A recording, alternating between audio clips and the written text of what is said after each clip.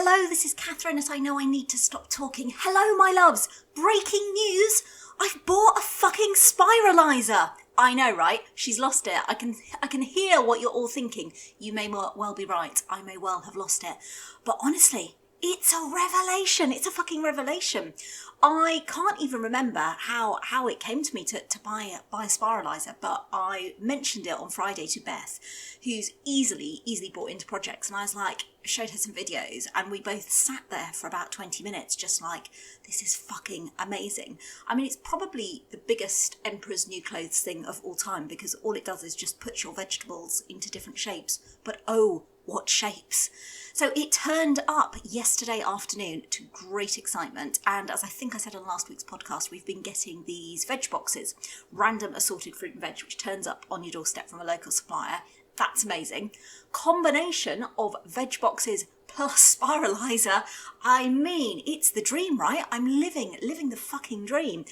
And so we got this spiraliser out of its box. For anybody who's not seen or used a spiraliser, because you are much more sensible than me and don't waste your money on frivolous goods, which I fear this is going to go the way of so many other kitchen gadgets and be banished to the back of the cupboard. If that's happened to your spiraliser, just don't tell me. Let me live in happy naivety. But it arrived and we got it out of the box, and it's very fucking complicated. It really is. It's not one of those devices where you think, I'll wing it. I was thinking, if I wing it, I'm probably going to spiralise my fucking finger. I need to read these instructions. There's like a choice of blades. You can have your cucumber or your carrots in 2mm or 3mm noodles.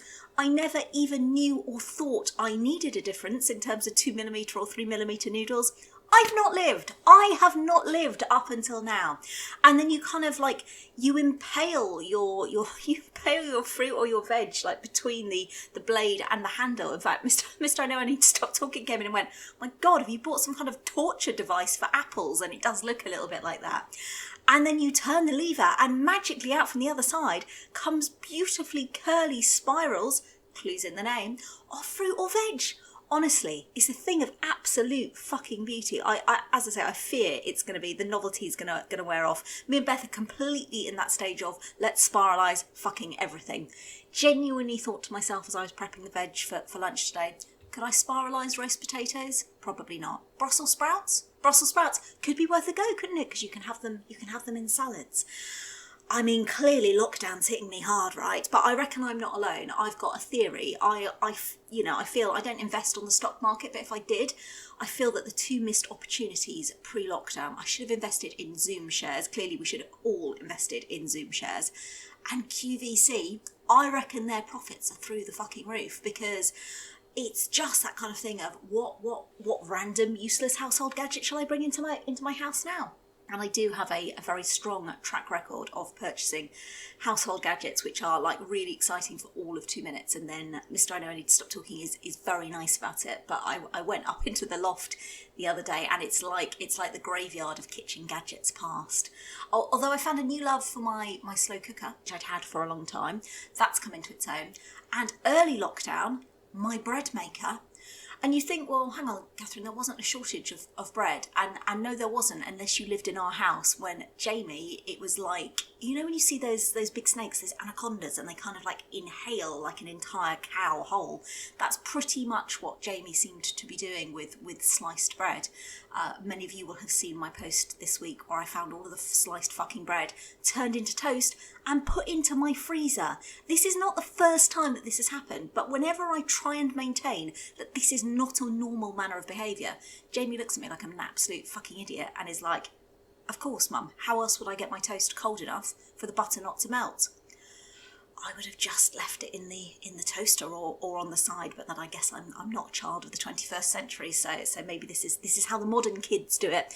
Toast in freezers, it's going to be all the rage. But yeah, because we were getting through so much bread, like ridiculous amounts, and so I got out my bread maker.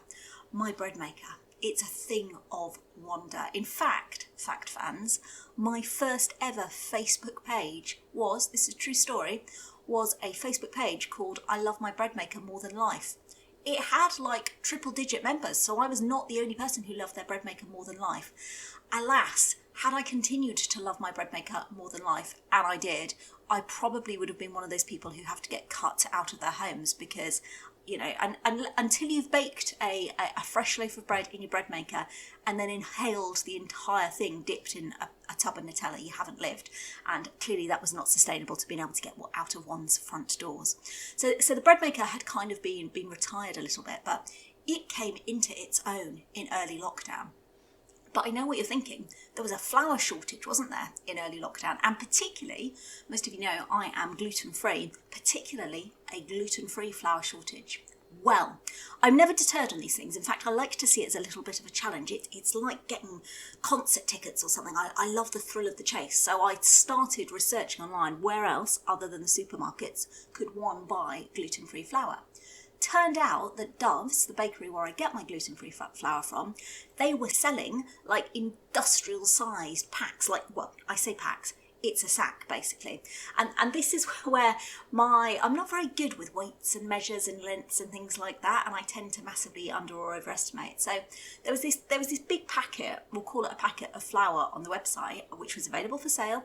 And I was like, brilliant. And obviously it was several times bigger than a normal packet of flour. But I was thinking, well, we get through a load of bread. We'll use it. No bother.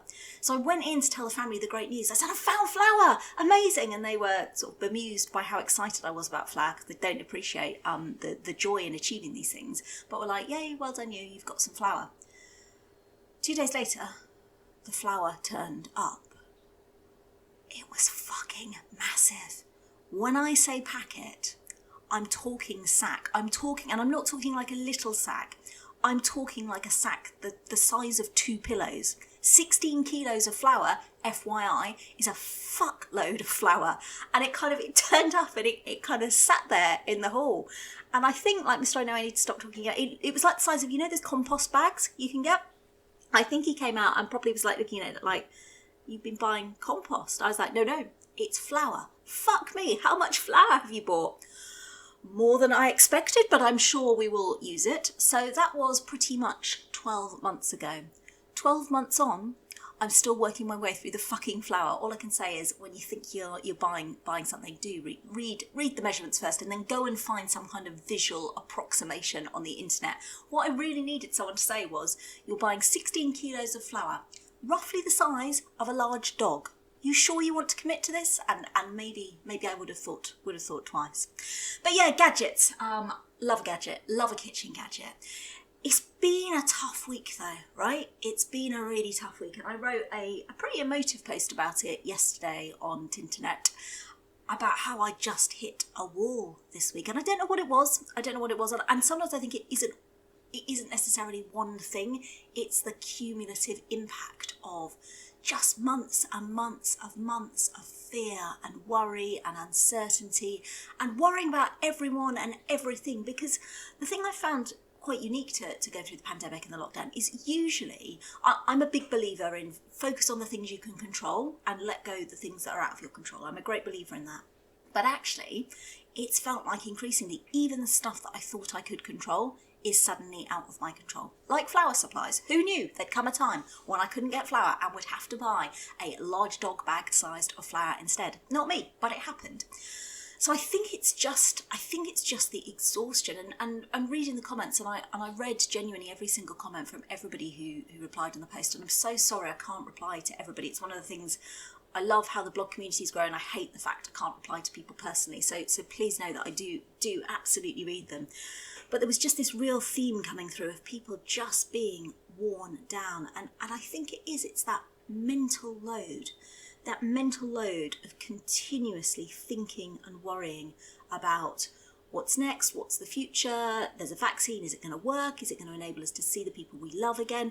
And it's the real basic stuff, isn't it? I'm actually not hearing loads of people going, I want to be able to travel the world again, I want to be able to, live up the high life in London at the theatre in a nice hotel. I'm sure we'd like to do those things, but don't get me wrong, that's not the real visceral cravings that people have.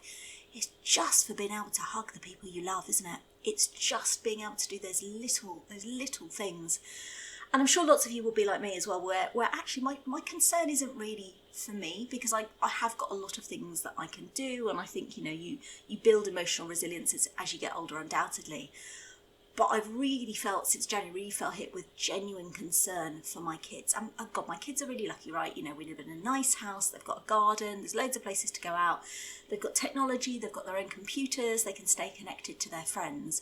And, to provide a balanced view, Jamie continues to live his absolute best life. He had some lovely feedback come back from his school at the end of the half term, and he looked at me like, well, there we go. This proves that I can stay learning at home forever.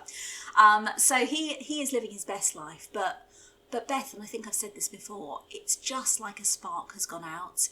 She's outwardly fine. She's chatting. She's doing things at home. But the novelty of kind of being connected with your friends online, that's kind of faded off. I see her talking to her friends online less and less. She's spending a huge amount of time on a screen, because I think most kids are, because they're learning on screen. They're connected with their friends on screen. They're chilling out with a screen. So that's really hard as well.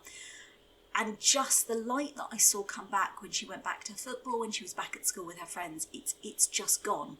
And the logical part of you goes, well, it's fine. It's a short period of time. Kids are resilient, and they'll bounce back. And I'm sure all of that is true.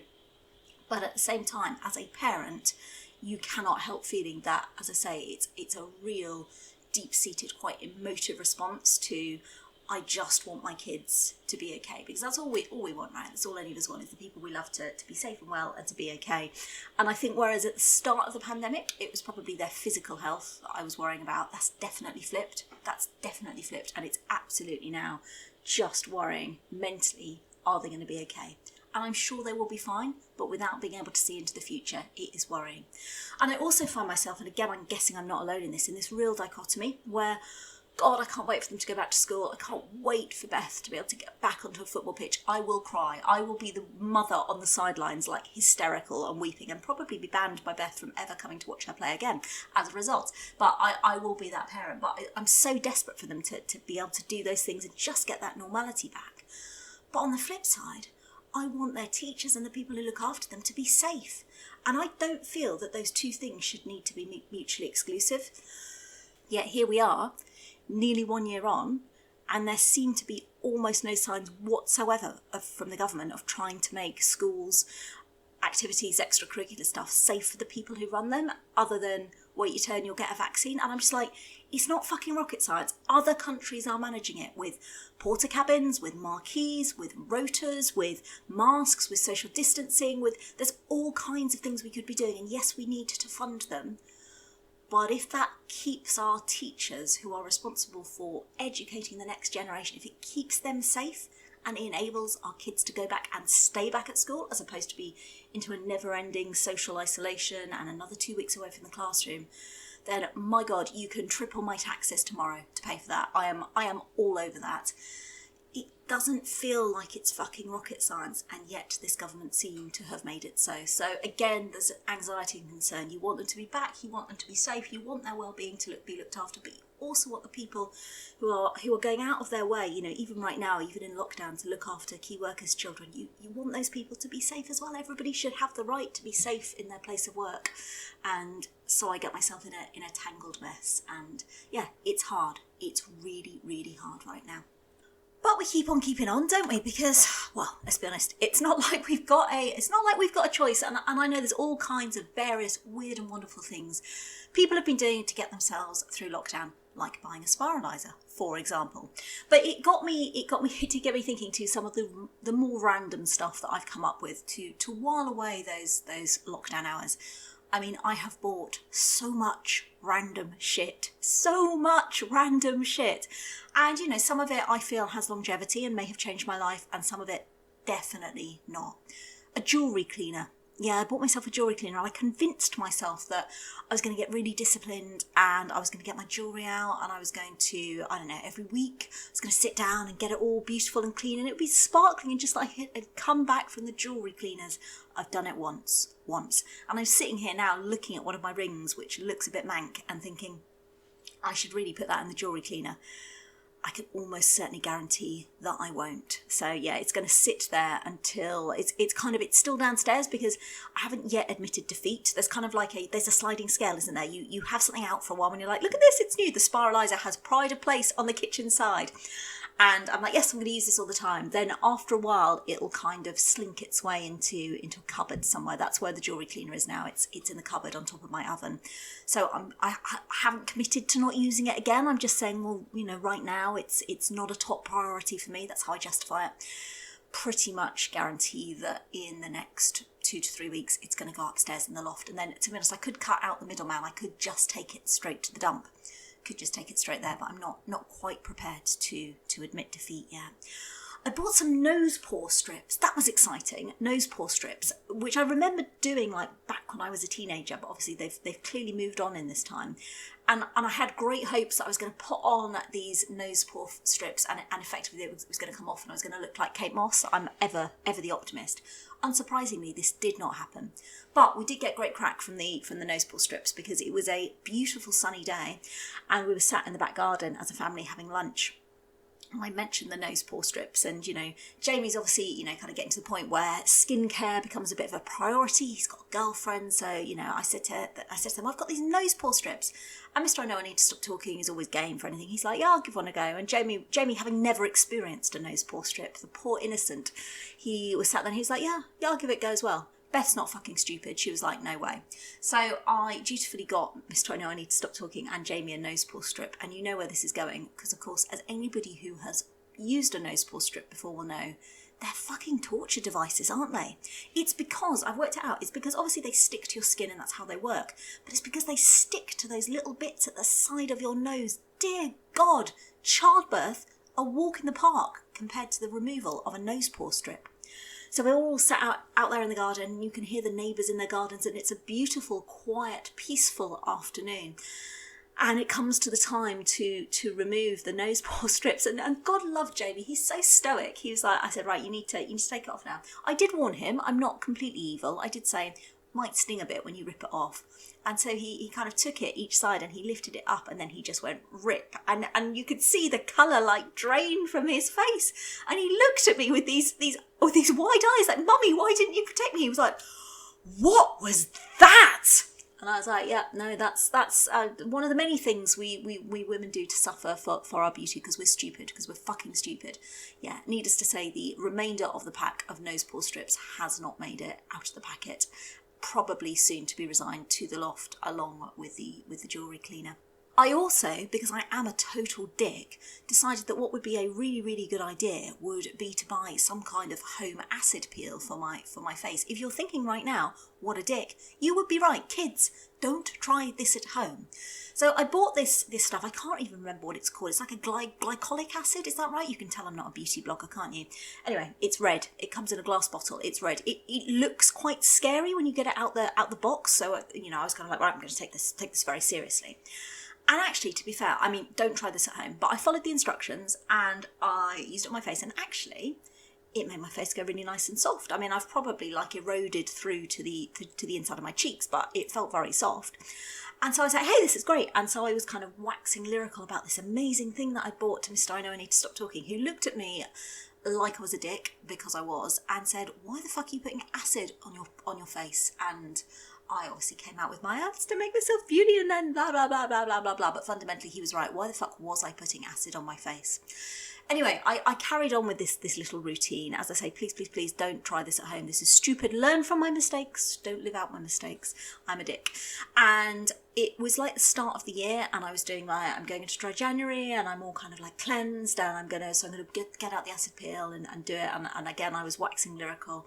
To Mr. I Know I Need to Stop Talking about how great this was and wasn't I in a great routine? And he was going, you're a dick, stop putting acid on your face. And he happened to come upstairs while I was doing it. And it's very important when you put the acid on your face, don't leave it for more than 10 minutes because otherwise your face will probably melt. That's not what the instructions say, but I'm pretty certain that's the gist of it. And so I was dutifully timing it. And unusually this time, it was starting to sting a bit. Now, I am a dick who puts acid on her face, but I do know that stinging when acid is on your face is not a good sign. So pretty rapidly, I washed it off. yeah, it left me with 2 large red patches on my face. And again, I had read up before I bought it, and I'd seen the horror stories, and I'd seen, you know, like people who ended up in hospital. I mean, I can't state this enough, don't try this at home. And so I thought, shit, well, obviously I don't want that to happen to me. So I was like, well, usually what I do is like plunge my face into a sink full of cold water and keep it there for about half an hour. But of course, Mr. I Know stopped talking to me, and I didn't want to lose face. So I'm stood there having a conversation with him about probably something terribly sensible and grown up, whilst attempting to do like a real kind of casual hand on the side of my face, like, I'm really listening to everything you are saying. This is terribly interesting. My hand conceding, of course, 2 sopping wet mounds of tissue that I had pressed to my face in the hope that the redness would go and would disappear. I think it worked. I mean, I feel like he genuinely looks at me like, oh, you're really paying attention to what I'm saying. I was like, aha, yes I am, and that's why I have my hand on my face, not at all trying to conceal the fact that the acid has burned my skin. Anyway, thankfully all ended well in that scenario. My face was not burnt, and I have not used the acid again. Don't put acid on your face, it's a dick move, even in lockdown. Other stuff I've done in lockdown: learnt to cook a roast dinner for the first time in my life, and as many of you know, I then graduated to cooking a Christmas dinner this year, which was both a triumph and also one of the sweatiest experiences of my entire life. If I cook Christmas dinner again this year, genuinely thinking I might do it in a bikini. So that'll be one for the family to write home about, and the kids write their memoir. And every year Mummy would cook Christmas dinner in her bikini. Why, God, why? But yeah, I learnt to cook a roast dinner at the age of nearly 40 for the first time. It's a revelation. It's genuinely a revelation. I think I always thought that it would be very complicated. Not helped, I don't think, by the fact everybody makes a real big deal of, I've made a roast dinner. Look, I have produced a roast dinner. Piss easy, mate. You shove the chicken in the oven, shove some potatoes in the oven, boil some veg, make a gravy, and you're done. And you're there. I also thought to myself for a long time that I didn't like roast dinner, and the truth is that I don't like a roast dinner unless I've cooked it myself. And before you think I sound like a total arsehole, because I'm aware of how that sounds back, just hear me out on this. I think there's quite a lot of variances with a roast dinner, isn't there? Like, obviously the type of meat that you have, or non-meat if you're a pescatarian like Mr. I Know I Need to Stop Talking. So there's lots of variances there. Veg, I like my veg practically raw. Like, if my veg is soft in any way, something's gone very badly wrong.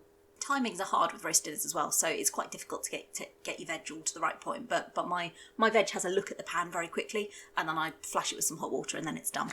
That's how I cook my veg. But most controversially of all, it's the topic of gravy, isn't it? It's the topic of gravy. Now, I thought that I didn't like gravy until my mum came down and showed me how to make her proper gravy, which basically, it kind of works in my head because I tell myself it's not gravy. I tell myself that it's like a chicken sauce, and oh, it's the loveliest chicken sauce that ever there was.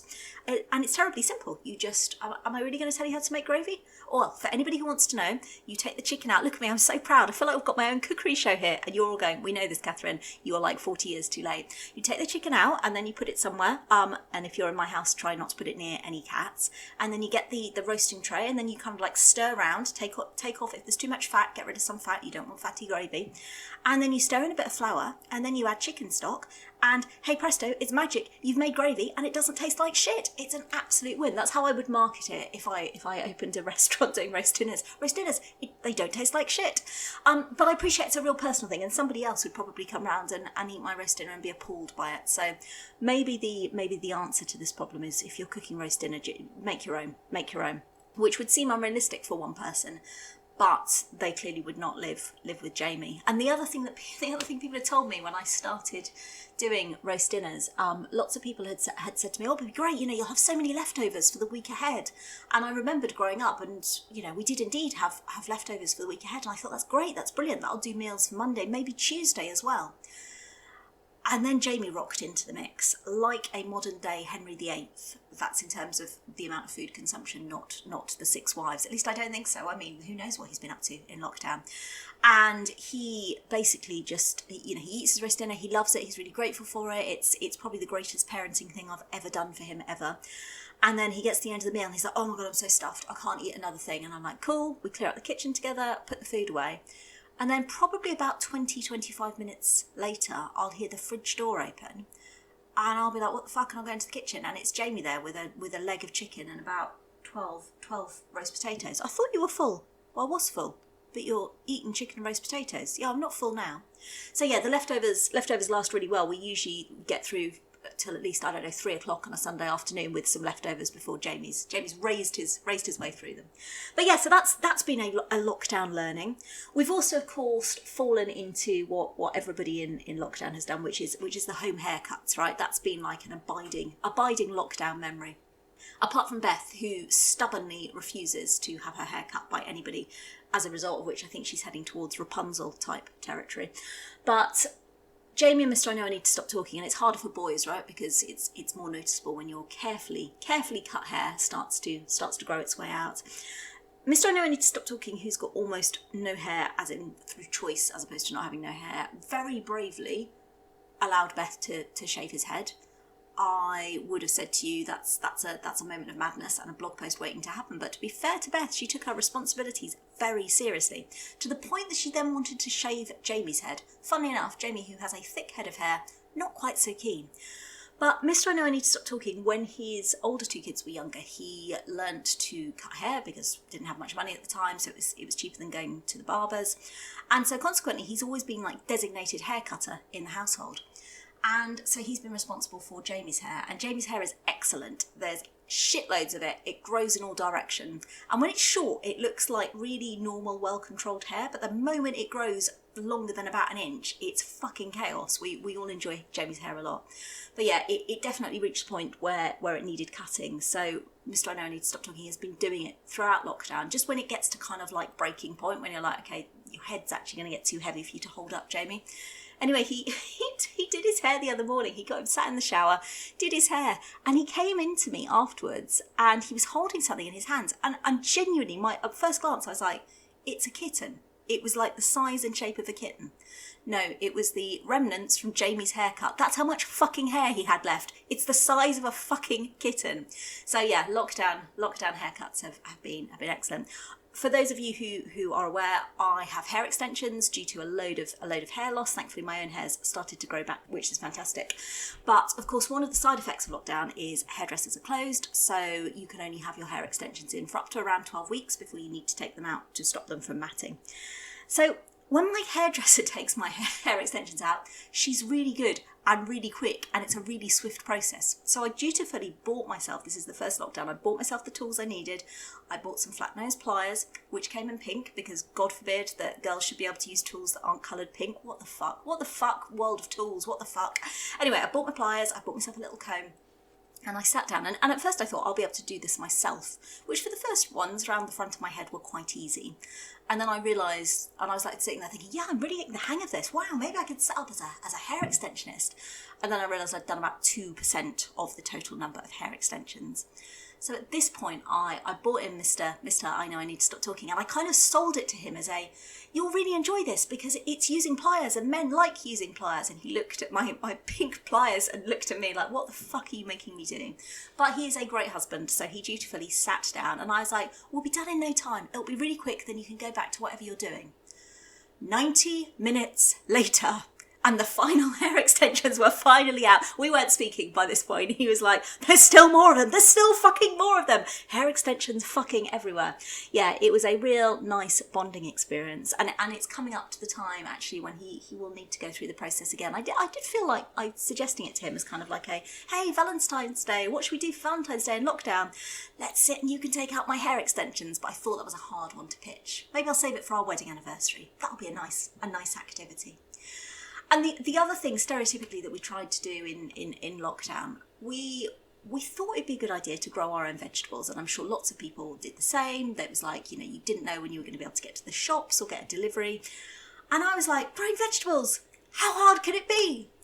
Very fucking hard, as it turns out. So we are very lucky with our house. We have a random little bit of land across the road from the house, which is also ours. So it's got plenty of plenty of space. So early on in lockdown, Mr. I Know I Need to Stop Talking was like, right, we'll build an allotment. I was like, brilliant. I had visions of me living out the good life. I was practically in my floral dress, swanning around with a garden fork in my hand. I was there. I was living the good life.